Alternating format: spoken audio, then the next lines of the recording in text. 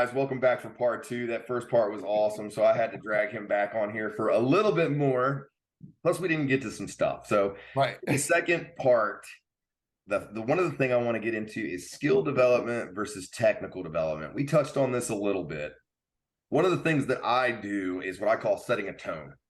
Okay, and that is technical, TOAN, technical only as needed. Okay. Yep. Okay. I'm a low hanging fruit guy. And a lot of guys will say, well, he's a band-aid instructor. And it's like, well, dude, this guy's already pumping at 290, 295. He doesn't need major surgery. Right. So skill development versus technical development. Where do you draw the line? I know it's a player to player, case by case basis. So it is to a degree. However, that said, right?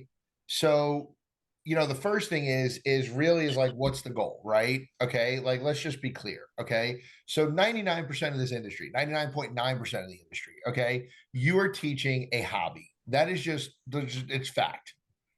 You're teaching somebody that, is probably going to play once a week, maybe has an hour, if that, to go to the range, right? And realistically, they just want to get away from the wife and kids or the husband and kids, right? So they just the world, right? Or the world, or they just want to play with their group, their men's league or their women's league, or they want to network, right? So community, right? They're not looking to do anything. So you have to be realistic, right? So, well, let me ask you a question. Do you think it's that they're not really interested in doing instruction because they've already had that experience, or do you think it's just because they don't have that time? Because my experience has shown that if somebody loves something and they have the resources, that they're going to try and get better at it. No, they'll do it. I don't think it's that. I don't think it's that. I don't think it's that they don't have the time. I think it's because you make time for what you want, right? I mean, that's just people do, right? You make time for what you want, right? If you want to go see somebody, you're going to go see them, right? If you want to go talk to them, you're going to do it, right?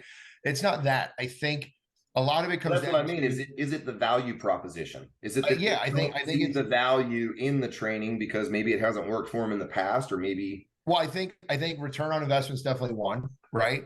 And I think maybe a bad experience with an instructor or somebody they know had a bad experience, right? Because so think about it.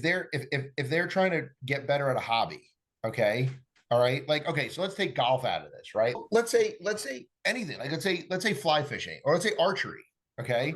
So if you were gonna take up archery because it seems fun to you, right, and that's your hobby, that's your escape, sure, and then you started taking a lesson and it felt like work, would you do it? No. I mean, would you? I mean, I wouldn't. No. And that's coming from a bow hunter who. I used to go in my backyard and sling arrow after arrow after arrow after arrow. I mean, my bow's right there. There you go. Okay. So, but that's the thing, right? So, all these hobbies people have, I mean, golf is supposed to be fun. Now they're playing the game for fun. They're playing the game to escape their turmoil or escape the world. And now you're making it stressful. Right. I mean, great job growing the game, bro. Right. Awesome. Well, so you've actually seen, you were one of the first guys that I actually went out and met. Okay. You got to see how I approach development, right? Yep. I'm all about creating an environment. I want to engage you in the environment. I want to challenge you with the environment that your game is going to be played on. And then I want to put something in place that's going to give you the measurable feedback within that environment that's going to help you gauge your performance and make a change to, play better. Exactly. You know what I mean? And that's where we set up, what was it? Was it the crosshair configuration we set up with your guys? We did a couple. We playing games. Yeah, we did the crosshair configuration. We did a couple. And, listen, nothing speaks more volume, right, about the fact that, like watching you do your thing, right, with the team, okay, and liking the approach and agreeing with the approach to two things. Number one is allowing you to have access to the team. I mean, I never let anybody near my team if I think they're like, right. But the other thing is too, every single guy and girl had your stuff, your kit in the bag. Everyone. Yeah, my big thing was it was just like, so you were the first elite players I kind of exposed it to. Okay. At that level, I mean, like you're saying, these guys already know, they've developed their game, they know how to practice. So it's hard to get them into something that maybe, it looks like a kiddie thing, right? But once they're out there and all of a sudden they realize they're having to hit it within these 2-foot zones and their boy's missing and they're talking smack back and forth. That's exactly what happened. Yeah. Boom, gamification, and they don't even realize they're getting better, right? No. They're having fun and they're developing their skills at the same time. Yeah. And they were loving it. They were loving it. I mean, your stuff, I would get it for every new player. I would have I would have it. And these guys would be busting it out, just regular practice. Like I didn't have to tell them. I didn't have to say, hey, by the way, why don't you take this out? Right. Like the guys would sit there and, of course we'd make game plans and stuff like that. But, and one of the other things I used to do, I was real heavy on as a coach. I used to, I said, if you don't know your shortcomings and you can't self-evaluate, right. Then you can't really get better. So every semester they used to get a questionnaire from me with questions like, how would you rate your short game? How would you rate your coachability? How would you rate this, whatever. And I would say, you're going to rate it A to B. So A plus, A minus, B plus, whatever. Then, and an explanation. And then you're going to sit down in front of me and we're going to talk about this. And we're going to see if I agree with your assessment. Yeah. Okay. That's a beautiful thing. We were talking about the trust earlier. Yep. One of the first things you can do to establish that trust with a player is give them a little accountability. Even at 7 and 8 years old, I got kids, man, that they will coach. I'm getting hugs and stuff like. Right. Here's the other thing. You were talking about building them up, right? Here's the thing. More often than not, I would say a good, probably 80% of the time, at least my juniors and seniors got really good at it, right? Like being somewhat, like actually fair. Okay. Right. But when they're a freshman and sophomore, especially, they're actually so hard on themselves. So they'd be like, yeah, I'd rate my game like a freaking C, or something like that. And I'm like, that's a little harsh. I'm like, I probably would go B. Okay. I said, because it's your first year, it's your first semester, this, whatever. And because I didn't come back at them and confirm their feeling of failure, for lack of a better way to put it, them up. And I said, let's kind of pull this back a little bit. And here's the reason, because I would always give them reasons. And I told my players, I said, if I tell you to do something, or I tell you, we're going to do so, whatever, I said, you can ask me why, and you can ask any question. If I can't answer it, if I can't answer the question, then I'm a failure. So, and that's true with anything, right? If you're asking a coach why, and the response comes back because I said so, because whatever, then you're just sorry. Then right. I said, you should just run from that coach. Like you should run, okay, from anybody that tells you that, right? And it's unfortunate because parents do that too, which is crazy. You know what I mean? I mean, and I know it's the easy way out. Like I get it. I totally get that. I get that it's like, I've told you freaking 5 times, just do it. Okay. Right. But here's the thing. If you've had to tell your child, or you had to tell your student 5 times, here's a thought. Maybe you're not communicating it properly to how they can actually, absorb the information. Right. Well, again, that's that instructor. Do this. Right. Rather than let's reason together. In terms of teaching, one of the best things I found early on, and actually it was because of making mistakes and puking all over students, right? We do that when we're learning and we think, we've got all the answers and stuff. Yep. Biggest thing I could have ever done for my teaching and my students was, rather than telling them stuff, asking them questions, right? Guiding the conversation and their own logic. Yeah. Because once they understand the cause and effect of how they're, how the motor is working and how the club is applied and all these 100%. Things. And once they witness that effect, they know the cause. Yeah. So we're treating the cause, and we're no longer treating the symptoms of the disease, so to say. You know what I'm saying? Yeah. I mean, I would sit there with my guys, if they wanted to make a change or they wanted to do something, right? Because they would go, Coach, what do you think of this? I go, okay, let's talk about it. So why are we making this change? I said, why do you want to make the change? Is it because you have this long-term plan of maybe hitting it better? Is it because you're trying to control this miss? Is it because you want to be a better ball striker? Or is this because you just think it looks better and you were watching YouTube videos? Which one is it? Right. Right. And all the above for a lot of your average golfers, your 100 handicaps, they're doing all of that. Well, because wondering why it doesn't work. Well, it's a victim of society, right? So, back in the day, okay, you didn't have that, right? Okay. So I was probably the first one that was really like our generation was probably the first one that were really guilty of this. Okay. So I remember, so Greg Norman, and Lee Trevino, probably my two favorite golfers, right, of all time. Okay. And if I had to pick, Lee is just Lee. But Greg Norman, man, when I started playing golf, and I grew up, now I didn't touch a golf club until I was like 15. Okay, 16. Right. Okay. I mean, I played basketball, I played baseball, I played hockey, I played, like I played I'm like, I'm playing man sports. Like I don't fucking. Yeah, me too. Golf. Kickboxing, wrestling. Right. So now we're sitting there and I get into golf, right? And every golfer that we grew up on had some kind of swagger, man. Like Freddie had swagger, Norman had swagger, Sevy had swagger, like all these guys, right? But could you imagine if Arnold Palmer went to go get a putting lesson somewhere in modern society? Oh yeah, it would have been horrendous. Well, even Jack Nicklaus, right? So Jack Nicklaus. Think about all that wrist those guys used, right? Well, Jack Nicklaus drained them all day. Right. Well, Jack Nicklaus had shitty external shoulder rotation. Shitty. Right. So now he's got this. Now, can you imagine an instructor that goes, "We're gonna take a rubber band and we're gonna do this." Right. Well, guess what? Now the best golfer ever, arguably, okay, is now he's done. Right. And but I remember Norman. So Golf Digest, they used to do those swing, those out, like where you like, like you the fold outs. Yeah. So Greg Norman was wearing white pants, white shoes, a blue shirt, and a white shark hat.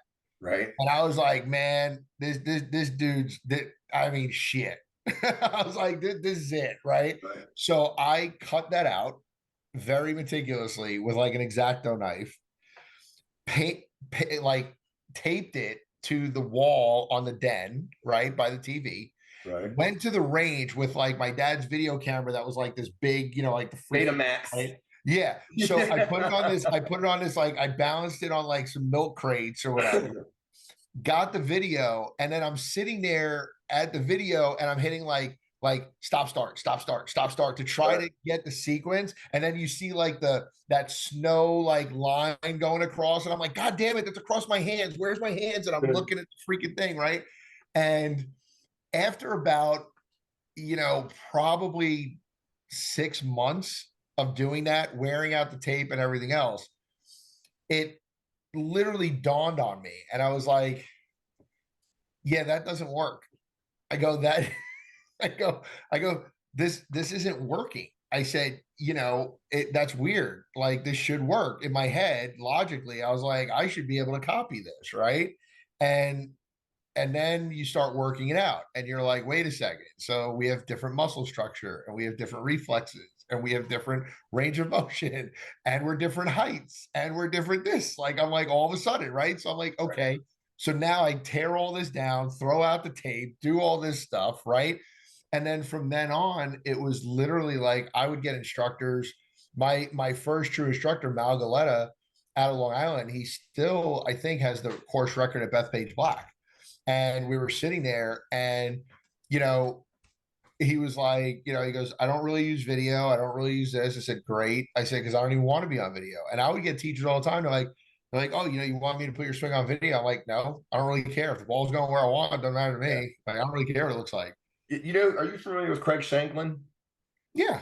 Okay, I got to go down and see him. I actually got to go down to LPGA when he was down there for winter season one time and pitch him in the low zone and stuff. But like the first introduction I ever got to, this guy's Hall of Famer. You know what I mean? Oh, yeah. Hall of Famer instructor. Yep. He did an education seminar for one of our chapter or section events. I can't exactly remember where it was. It might have been down in Orlando at a section thing. But anyways, this is as Flight Scope, TrackMan, everything is really starting to take ground, right? We're getting into the uber technical stuff. We're getting into the 3D analysis. And there's nothing against that. I know you're close to Michael, and like I totally see a value in that. Again, it's about the application. Right. He goes on to do this presentation in front of 200 or 300 different PGA professionals in Florida. And the positions of these clubs are all over the place, right? And he's doing it. He's setting these guys up, and he's like, he'll post this picture, and dude looks like hack job. You know what I mean? Like, right. This guy shoots 120, right? Well, oh, this dude just signed at Stanford, or you know what I mean? Yeah, he's a +6. Yep. You know what I mean? Like, and he did it over and over and over and over again. And Harmon's kind of the same thing too. You still see guys that are coming out of Harmon's stable. Yep. And if they're in the fairway, you can still kind of tell who the player is. Oh yeah. It's like old school guys like Sevi and like you said, Ravino, Chichi. Chichi was there at that event that Chichi was great. You want to talk about dude with some swagger? Yeah, Chichi got a lot of swagger, bro. Chichi's got that, I mean, hell, he's still got swagger. Chichi is like, oh, dude, he was great when we met him. That super friendly. I don't know. He's yeah, getting old, I'm sure, but dude. No, he's got. I mean, all those guys did. I mean, and and that's really what made me want to, kind of get into the game. And I was hooked. I mean, I was hooked because with the game, it was if I won, it was on me because it was what I put into it, and if I lost, it's on me. Like it's not on anybody else, right? So like when I pitched, right? If I pitched 7 innings and I'm winning, okay, the team's winning, and then all of a sudden closer comes in or relief pitcher comes in, now gives up a couple runs, we lose. Well, right. Shit. Well, let's use that as an analogy. Okay. You're pitching. I'm your instructor. And all I'm doing is having you sling fastballs at the center of the zone. Yeah. How effective are you going to be in game time if all you got is run? Yeah, you're not. Right? Same thing with golf. You were talking about beating it from a flat lie. Yeah. Guess what? What happens when we throw some dynamics in there? What happens when the ball's below your feet, above your feet, side hill lie, bad lie? Maybe you got a little grass in between your ball. What if you got to hit it a little higher or a little lower? Pull it into the right or the left? Like what? So I will tell you this too. What surprised me coaching. So with elite players, okay, and you're talking about Division I college players, talking about college players that, scratch or better, they can go out and play. So I would take them out on Rock Hill, right, during some days. And I would literally, so they would all have carts, right? And Rock Hill, Mike was great because, like, we kind of had run of the place, which was awesome, like, right? And we would go out and I would say, okay, I would get to like, let's say an uphill lie. And I would drop the ball there. And I go, all right, so what do you do to counter this? What's going to happen to this ball? And the glazed look on their face, like now you're thinking a player like this has encountered an uphill lie, should know how to play this. Okay. I mean, and you remember my team was all international almost. So you're world traveled, you're from Australia, you're from Germany, you're from here, you're from you probably have encountered this, you would think it would register. Sure. Glazed look. Yeah, right? I remember there was a boy from was it Brazil that was with you? Mexico. Okay. Yeah. He hit the hell out of the ball, but he did something, and then you asked him why it did what it did, and he said it was like complete opposite. I think it was like I think it was maybe it was a slice or something. He hit like a little slice, and he thought that his face was left, or I can't remember exactly how it was. Oh yeah, totally bad. Yep, he had no. And that's like, how is this dude firing 67, 66? Right. You know what I mean? And the thing is, like, that was the thing. Like, when we got TrackMan, or we got Flight Scope, I should say, first. And so when we got Flight Scope, everybody was like, well, so now, do you just share that data with your kids all the time? And I'm like, no, not at all. Actually, I said, like, the first thing I did with Flight Scope is we set it up. We had a day. I had the guys run through, and the girls run through every club in their bag, right? So every club in their bag, they would hit 10 shots. I'm all about that too. With every single club. And of those 10, I took the 5 median, right? And I just wanted to see where the baseline was. So they go, well, are you going to tell us the numbers? And I'm like, no. I'm like, the numbers aren't for you right now. I said, the numbers are just for me. I just want to see a baseline. And I had it, written down. So one of my players, arguably the best ball striker I ever had, this guy Reese out of Wales, hit a butter cut that moved. I mean, if it moved a yard, maybe 2, I mean, that would be like a lot. Okay. So he was like 7 left. Okay. Swing direction. But he was also like 5 down. Right. Okay. Now, tour averages, right? Tour averages aren't that. Okay. And every coach would be like, you can't hit from that position. That's not working. Matter if you're sticking your target. And you know what? The kid with the driver and with the irons, everything was this just it would go and then it would just fall. Yeah. And then it would go and it would fall. Now, could he hit a sling hook? Nope. Did he ever hit a draw? Debatable, right? But didn't matter. One of those provides a safer miss anyway. Right. But it didn't matter. I mean, that was the thing. It just didn't matter, and look at the PGA Tour, right? You can pick guys in the Hall of Fame that are able to hit both shots, both ways, fade, draw, whatever. And then you have guys that are one-shot guys like, Freddie Couples, Tom Lehman, Mark McCumber, these guys, right? That hit one specific shot. That's it. I mean, Lehman, I'm going to hit this 20, 30-yard hook, right? Well, I'm going to fade this into this pin. Well, your fade is a 10-yard draw. It's not really a fade. I mean, I kind of hate to tell you that, right? Yeah, my fade's a double cross now. Right. But you know what? How many majors you got, right? I mean, Duval, right? Look at Duval. Duval hit that little cut all day, right? Guy goes out. What was it? What was it? Bob Hope shoots 59 final round or something like that. I mean, here you go, right? Got to number one in the world. Like, how many majors you got, right? I mean, so what are you going to say? Right. Freddie doesn't even hit a cut. Freddie aims 40, 50 yards left and hits a push. Right. I mean, right. Right. And just goes, okay, I'm going to aim this. I mean, I remember I was, oh my God. This is 2000 maybe, right? 99 or 2000. And I was down for the Phoenix Open at the time when it was the Phoenix Open. Now it's the Waste Management. And so I was doing the Monday qualifier, right? They were shooting 65. I was seventh alternate, shooting 65. Like, okay, got smoked, got my ass handed to me, right? But I'm on the back of the range at Scottsdale, and Dan Forsman's there, Tom Purcher's there, Mickelson's there, Billy Mayfair's there, like all these guys, right? And they're wondering, I had a 975D driver. Okay. It was 7.5 best drivers that's ever hit the market. Agreed. And this is going to really still goes today. And this is going to be the throwback with an EI-70 shaft. Oh yeah. Okay. So you were already throwing it back with the 975. Yeah, right. You guys going like, so my buddy's with me, and we had packed up basically from New York, drove to Scottsdale. We rented a furnished apartment for 3 months. We followed the tour. We did the Phoenix Open, Tucson Open, Nissan Open out in California, and doing that stuff. But we were sitting there at TBC at Scottsdale. So we were on the back of the range, and I was hitting the driver, and I was reaching the other side again, right? Because, and just what you do. Right. And guys being guys, okay? Because what do you do with your best friend at that point, right? So Dan Forsman's sitting there, and he goes, man, you're hitting that. Like, that's, I mean, that's pretty good, right? And he goes, you see those bags? And I said, yeah, like the little range bags. I said, yeah. And he goes, all right, so like if that's your fairway, like go ahead, have at it, right? So I go to get ready to hit it, and of course my boy has to mess with, has to kind of fuck with me. And he's like, oh, see the one on the right? Why don't you just hit the one on the right? And I'm like, fucking really? So now I got tour pros who I've watching me hit. And right. He's of course got to add another level of right? Yeah, but that's the thing. That's the players that are going to rise to the top. That's the kind of shit they need. Right. So that's exactly what they need. Right. So I'm sitting there and I hit this shot, right? And this thing, man, it's and I hit a cut. So it's this, it starts off probably about 15, maybe 20 yards left of it. Because at the time it was the professional. So it's the wound ball.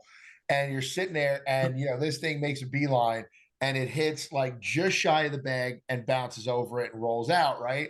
And Dan's like, Dan looks at me and he goes, yeah, that was pretty fucking good. And I'm like, and in my head, now I got to play it cool. So I'm like, yeah, like that, thank you. Right. But that's when I go, no, I hit that one a little on the heel. Right. Yeah. In my head, I'm really sitting there, I'm like, I'm ready to like piss my pants. I'm like, holy shit. Like I just fucking did that. I just pulled that off, So, and it's interesting, like, to see, like, again, that pressure that, like you said, players, rise to that. But again, we did that. You don't see the over analytical thinking that you see today, right? Like back in the day, right? Because back in the day, everything was just performance. Like that was it, right? It was like, if you got it done, you got it done. Yeah. And it didn't freaking matter. It just didn't matter. Yeah. This reminds me. So my first director of instruction job down in Southern Maryland, Breton Bay Golf and Country Club. I wrote, we, all of us coaches, we get in that position. We have our coaches corner newsletters, right? Okay. So my first coaches corner newsletter was titled "Own Your Identity," right? Own your identity. And the whole article went into that basically being like, when you miss a shot, don't rake another ball up. Pay attention to what's going on so that you can actually learn to correlate what your shot shape is and learn to see it, visualize it. Right. And once you own it, then you can freely perform. Okay. And that's the thing about the technical application too, is if you're making a technical change, you got to get the reps in to make that change something that you own. Okay. Right. So you can't just change it. You actually have to get to the point where you're owning it. Yep. Okay. And you can hammer it down. So here's a good question. Are we set up modern instruction for players to own it, or are we driving a narrative that constantly keeps them out of that and searching for something that they're not set up to own it? They're nowhere near it. And I'll tell you what, here's your proof, right? How many guys do you have, okay, that made the tour, right? PGA Tour won a major, right? And here's the thinking. You won a major, now you got your 5 years or 10-year exemption. So now I'm going to make the changes I want to make to try to get to that next level. Right. What next level? I mean, you're one of the best players in the world. You've won a major. Okay, maybe you want to get to number 1 in the world, right? Does that require a, major overhaul of your swing change, right? I mean, Duval did it, right? Yeah. Didn't work. Okay. I mean, the only player that Tiger's won with how many swings? That's what I was going to say. He's the only player, literally the only player, okay, that has been able to change his swing, okay, and not only ingrain it, but ingrain it to a point that he could do it under pressure. But I mean, take your pick. David Duval, right? I mean, Ricky Fowler, right? Well, he's back to Butch. Yeah. I mean, how many guys, and I would argue, like, so people would say Nick Faldo would be one, but I would argue different. I would argue, I make the argument that Nick Faldo, actually, if he didn't go to Ledbetter, would have won more majors. I think controversy. Well, his swing was well, I mean, think about it, right? His swing, you have a guy who's my size. I mean, he's not he's huge guy. Okay. Huge. Yeah. And you're telling me this huge guy is bunting at 250? Yeah. And just being like, okay, that's acceptable. Yeah. I mean, and you're telling me that he didn't have the talent. This is a guy, these guys are so talented that you're telling me he wouldn't have had the talent to still be able at that time when let's be honest, Jack and Arnie were still hitting at 270, 280, right? 290 sometime, whatever. You're telling me Nick couldn't do that at his size and his athletic ability and still control it? Yeah. I mean, I love the precision that he had with the irons and the wedges. Love that. But I mean, he put himself in this box. Yeah. That I'm only going to swing this, I mean, like and again, great player, analytical, thought it out, won majors. And I don't think, I think he could have won more.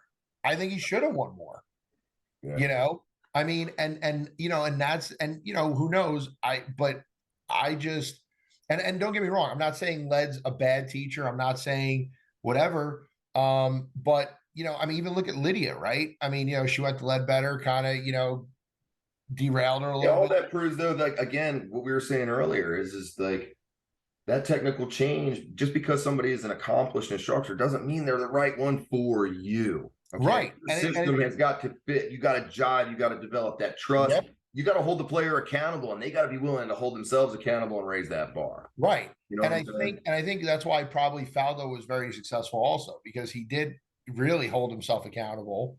I think any successful player, I think any of the successful players you see on tour, I do think they hold themselves accountable. Do they beat themselves up? No, but do they embrace the failure and say, okay, this is where I was wrong and learn from it? Sure.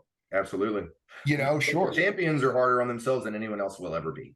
Right. But think about society now, right? Think about society the last 20 years.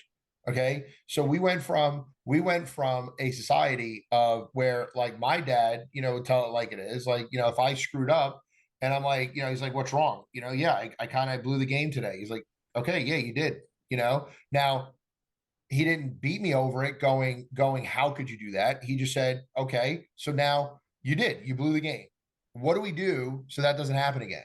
Right. And that's how you own it. But now, okay, now you have people, okay, who literally, okay, get triggered by a hat. Sure.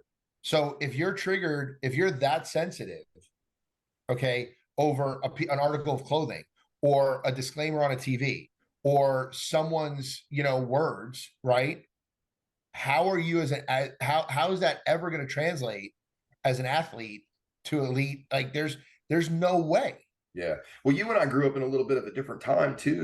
Again, we were talking about everybody's got to be in this box today, right? If you're not with the mainstream thinking, Yep. you're a whatever. When we grew up, it was we're all different. Yeah. We're all unique, beautiful creatures of creation. Right. We all have our own talents. We need to learn how to exploit them, come together, and everybody can use their own individual talents to support one another. Yeah. Now it's, oh, I'm an individual, so I'm in this identity politics, right. This identity politics. Yeah. I always laugh when you're talking about so like I always joke around. I go, the 80s were like the best decade, right? Like the 80s were so awesome to grow up in. Okay. Like I'm sorry, but they just fucking were. Okay. I mean, nobody cared like what you wore, nobody cared, like the cars were cool. I mean, honestly, like there hasn't really been a really cool the car. 80s and the 90s produced the best music. Like, oh, agreed. Hands down. And we're sitting there and I go like this. So I was thinking about this the other day, right? So, you have people like, you watch TV or something and you have people that are like, oh my God, you guys were so, like you're so like homophobic or you're so this or you're so that, right? And I'm like, you do realize like in the 80s, right? We were rocking out to bands that were wearing spandex and makeup, okay? That the guys literally the guys like Poison, okay, Motley Crue, these guys were wearing eyeshadow and used a can of Aquanet on their hair to tease it and were wearing spandex. Like, are you kidding me? Like, that's, dude, nobody cared. Nobody gave a shit. I think people think the problem is that people think that the conservative, traditional freedom mindset automatically means that you need to do this, when reality it means I just want to be free. I want you to be free. Yeah, I don't care.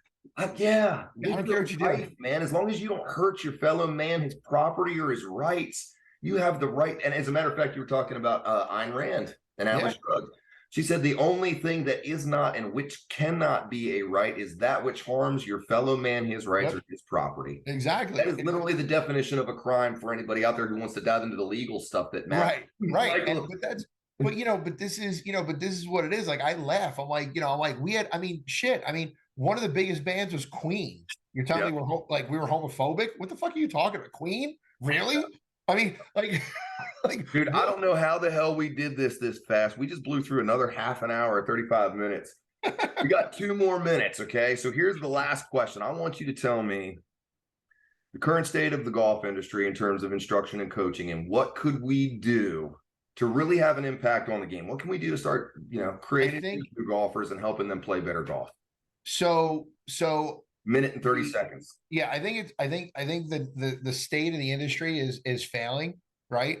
And I think the PGA can help, but I think what they need to do is they need a complete overhaul, like legit a complete overhaul. I think we need to get back best practices and start looking at each. We need to start looking at our individual situations in this. Well, but I think that starts with tapping really good guys, right? So, like you mentioned, Adam Young, great. PGA should tap him, right? Ian Highfield, right? Yep. Okay, game like training, right? These guys that really are making the impact, okay, in this realm. Mm-hmm. Those are the guys you have to tap to say, hey, how can we get better? Instead of just putting them down because they don't do it the way you do it. Exactly. That's what they need to do. The PGA, unfortunately, the PGA and the USGA has failed the golf industry. I think that people are waking up, though. I think the LIV stuff woke a lot of people up. So hopefully we're going to see, and the young guns are coming up. Guys like they are. And I think the state of the industry now okay, compared to maybe 5 years from now is going to be a lot different. But, I would love to see it shake up more. Me too. Me too. All right, brother. Well, look, I got to go before it cuts us off, man. I love you. I hope I see you at the show, man. And thank you so much for coming on, man. Dude, anytime, brother. Anytime. I got time for you. All right, man. Make sure you get those links over to me and I'll post them down in the comments. For you guys watching, I really appreciate it. And Michael, we're going to get you back on, bro. We're going to got it. All right, man.